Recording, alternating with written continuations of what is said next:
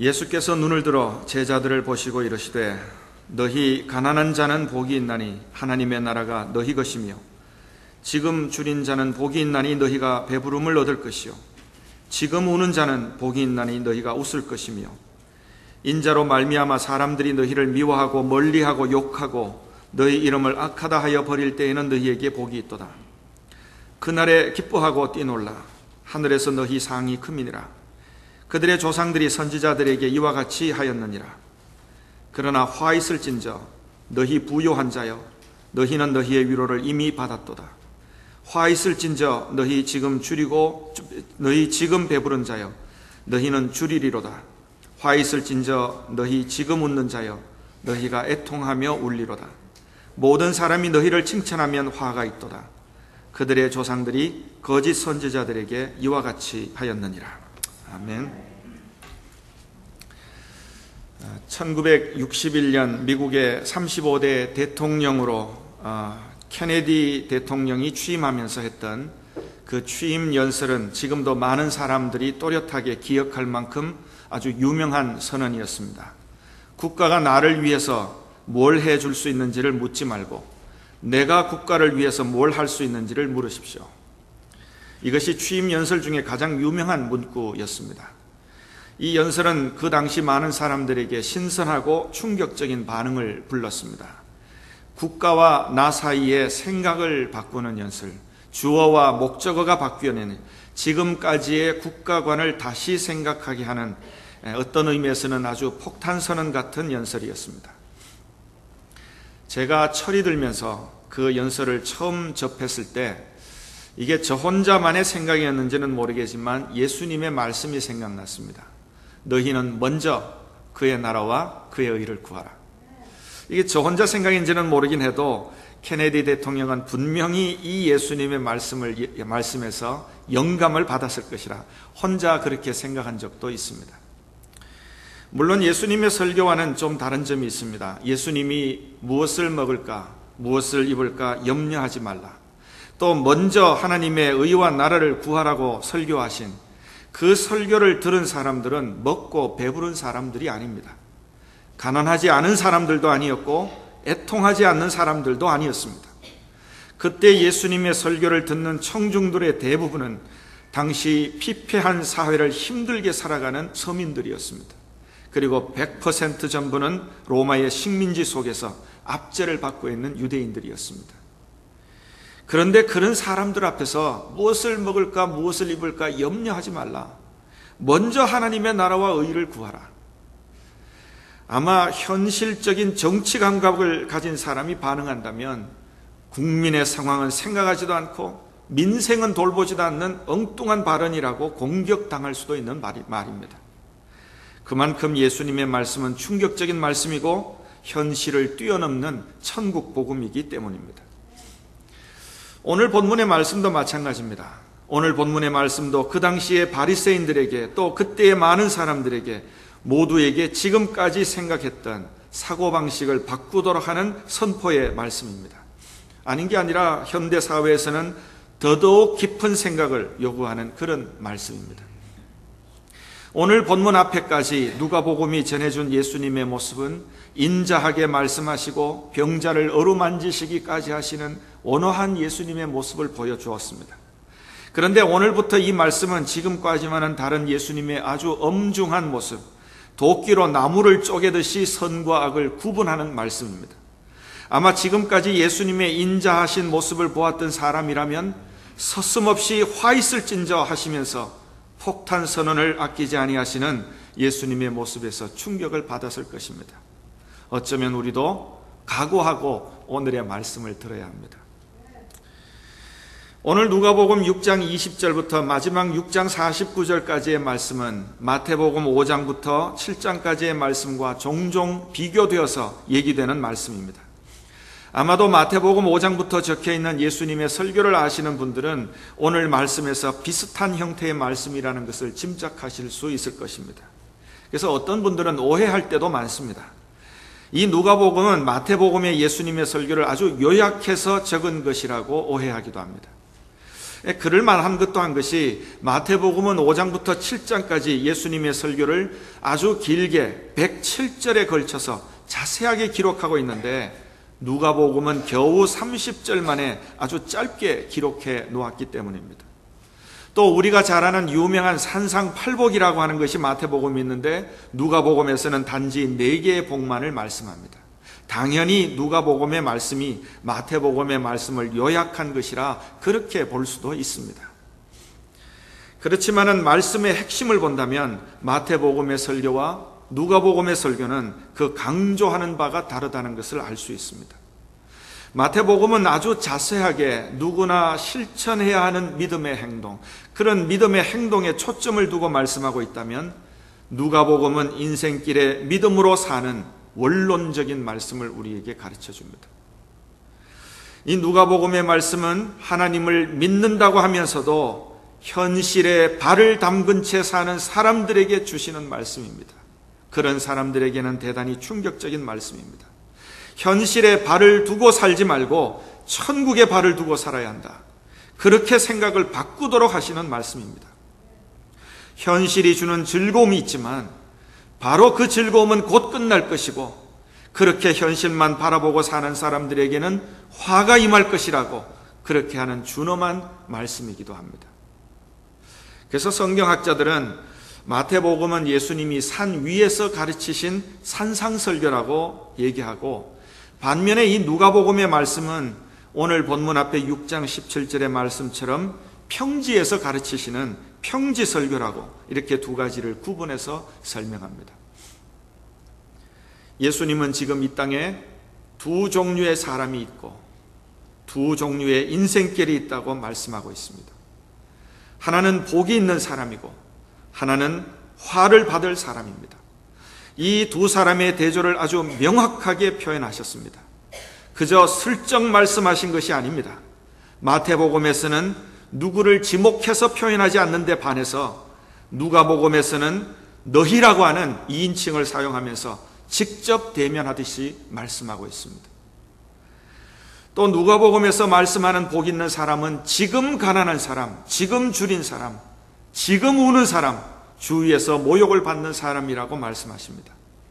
반대로 지금 부유한 자, 지금 배부른 자, 지금 웃는 자, 칭찬받기를 좋아하는 자에 대해서는 화 있을진저 아주 저주스럽게 말씀하고 있습니다. 요즘 젊은이들이 하는 말로 한다면 세상에서 뭔가 잘 살아간다는 사람들에게는 강력한 돌직구를 던지고 계시는 겁니다. 여러분, 이 말씀들이 다 이해가 되십니까?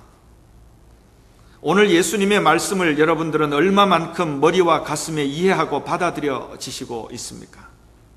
특히 예수 믿고 복을 받아 살기를 원하는 현대의 신자들이나 남부럽지 않게 사는 것이 평안한 것이고 복된 것인 줄 알고 사는 많은 사람들에게는 바로 그런 사람이 화 있을진저 아주 충격적인 선포의 말씀입니다. 도대체 왜 이렇게까지 말씀하실까? 그렇다면 지금 배부르고 웃는 사람들은 그날에는 애통하고 굶주릴 것이기 때문에 오히려 지금 가난에 머물라, 지금 배고프게 지내라, 지금 울고 지내라 하시는 말씀이겠습니까? 왜 이렇게 말씀하시겠습니까? 그 이유는 당시나 지금이나 예수 믿는 이유 중에 가장 현실적인 이유 하나는 예수 믿고 복 받겠다는 것이기 때문입니다. 믿음으로 살아가는 삶의 기초가 어디 있느냐, 목표가 어디 있느냐를 깨우치시는 말씀입니다. 예수님 당시에도 많은 사람은 메시아가 오기만 하면 이 나라는 다윗이 다스리는 때와 같이 세상을 지배할 것이라는 생각의 중심이, 믿음의 중심이 인간 자기들에게 있었습니다. 메시아가 오시면 그 메시아가 무엇을 원하시는지 그건 상관없고 자기들 나라가 잘 되는 것을 기대하는 겁니다. 믿음의 중심이, 가치관의 중심이 현실에 있고 자기에게 있고 땅에 있는 것입니다. 그런 사람들의 관심을 천국으로 돌려놓으시려는 것입니다. 오늘 말씀의 핵심은 천국의 삶을 바라보는 그 사람이 복이 있는 사람이라는 말씀입니다. 그래서 평지설교라고 불리는 오늘 예수님의 설교에서 가장 중요한 강조점은 현재와 미래에 대한 대조입니다. 본문 속에 자주 등장하는 단어는 바로 지금이라고 하는 단어입니다. 지금 줄인 자는 복이 있을 것이고 지금 우는 자는 복이 있을 것이라고 하는 말씀입니다. 그런 반면 그날이 강조되고 있습니다. 23절에 그날하고 표현하는 이 날은 어두운 세상이 끝나고 하나님이 다스리는 새로운 세상을 맞이하게 될 것이라는 시간입니다. 예수님이 오셔서 하나님 나라가 완성되었을 때를 상징적으로 가리키는 말씀입니다. 현재에는 비록 굶주리고 눈물 흘리더라도 그날에는 만족하고 기뻐하게 될 것이라는 약속의 말씀입니다. 지금 울고 지금 아파하는 자들은 그날에는 기뻐할 것이고 하나님의 상이 크다는 말씀입니다. 이처럼 지금과 그날이 아주 극단적인 대조를 이루면서 현실에 몰두해서 사는 사람과 그날을 소망하며 사는 사람들의 차이를 확실하게 선포해 주고 계시는 겁니다. 이제 우리가 여기서 생각해야 할 것이 있습니다. 우리 기도의 내용이 아직도 세상에만 속해 있는 기도라면 그런 사람에게는 오늘 예수님의 설교는 듣고 싶지 않은 폭탄 선언이 될 것입니다. 그 관심을 천국으로 돌리라는 말씀이니까. 정말 가난한 사람, 정말 억울한 사람, 정말 핍박받는 사람은 천국에 소망을 두지 않을 수 없습니다. 가난하다, 굶주렸다, 운다 이 자체가 세상적인 기준으로 본다면 그건 복이 아닙니다. 그러나 굶주림이 하나님의 뜻을 따르기 위한 선택으로 당하는 것이라면, 우는 것이 하나님의 말씀대로 살면서 당하는 것이라면 그야말로 값지고 가치 있는 일입니다. 왜냐하면 세상에서의 굶주림은 오래 가지 않기 때문입니다. 그들에게는 하나님의 나라의 풍성하고 영원한 잔치자리가 보장되어 있는 말입니다. 그러므로 다시 생각해야 합니다. 지금 세상에서는 복 있는 사람이지만 그날 천국에서도 복 있는 사람이 될 수 있는지를 우리는 다시 생각해야 합니다. 천주교의 교황을 미화할 생각은 없지만 그래도 지금의 교황 성 프란시스코가 한 말 중에 이런 의미 있는 말이 있습니다. 이 세상에 내 것은 하나도 없습니다. 우리 육체라고 우리 것이라고 생각하십니까? 매일 세수하고 목욕하고 양치질하고 멋을 내어보는 이 몸뚱이를 내 것이라고 착각하며 살아갈 뿐입니다. 우리는 살아가면서 이 육신을 위해서 돈과 시간, 열정, 정성을 쏟아붓습니다. 예뻐져라, 멋져라, 섹시해져라, 날씬해져라, 병들지 마라, 늙지 마라, 제발 죽지 마라. 하지만 이 몸은 내 의지와 내 간절한 바람과는 전혀 다르게 살찌고 야위가고 병이 들락거리고 노쇠하고 암에 노출되고 기억이 점점 상실되고 언젠가는 죽게 마련입니다. 이 세상에 내 것은 하나도 없습니다. 여러분 동의하십니까? 그런데도 불구하고 내가 어떻게 하든지 애를 써서 현실에 만족한 것을 누리고 살겠다고 하는 것은 하나님이 열어주시는 천국에 대한 소망을 믿지 않는다는 뜻입니다. 내가 지금 여기서 즐거워하며 살도록 힘을 다할 것이고 하나님이 창조하시는 그날에 대해서는 조금도 기대가 없다는 것은 하나님의 능력과 성취하심을 믿지 않는다는 것입니다. 그러나 반대로 하나님의 통치를 받아들이고 내 모든 것은 주님이 주신 것이라는 것을 인정하고 하나님의 뜻에 따르기 위해서 세상적인 풍요로움이나 즐거움을 잠시 포기할 줄 아는 사람들은 그 마지막 그날에 하나님 나라의 잔치자리에 들어가게 되는 것입니다. 그렇다면 정말 복 있는 사람은 누구이겠습니까?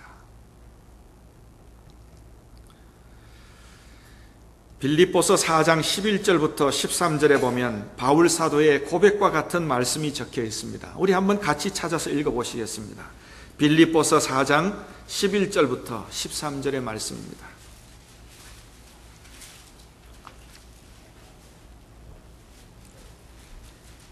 빌립보서 4장 11절에서 13절의 말씀을 함께 읽습니다.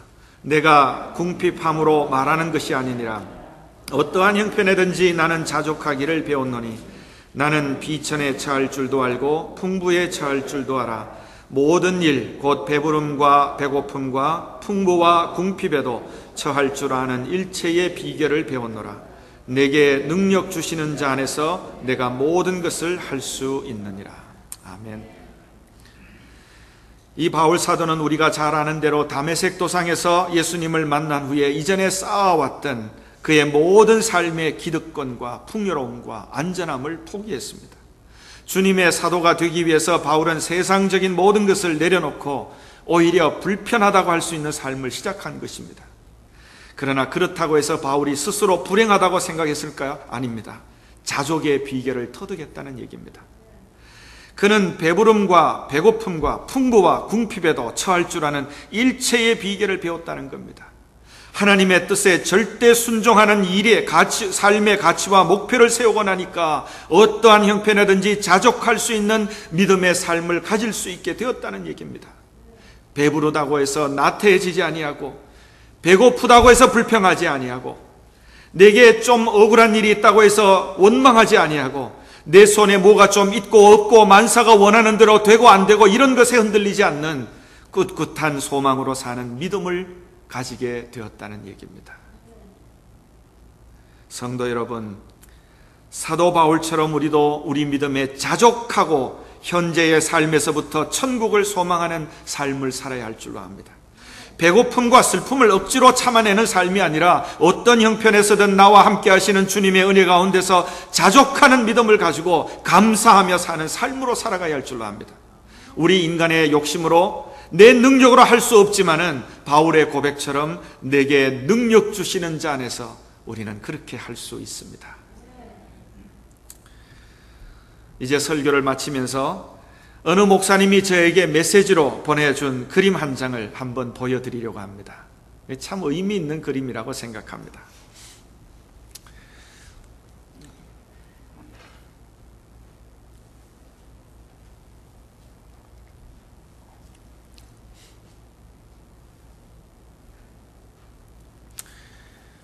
굿에서 갓을 빼면 제로입니다.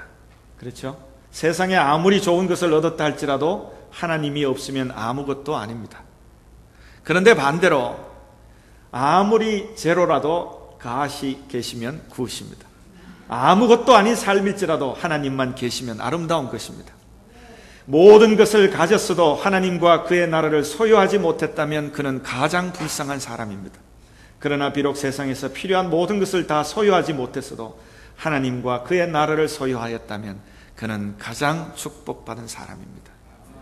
성도 여러분, 어떤 경우를 만나더라도 하나님 한 분으로 만족하며 살아가실 수 있기를 바랍니다. 지금 가난하다고 굶주린다고 우려할 일이 있다고 해도 끝까지 하나님을 붙들고 살아가시기를 바랍니다.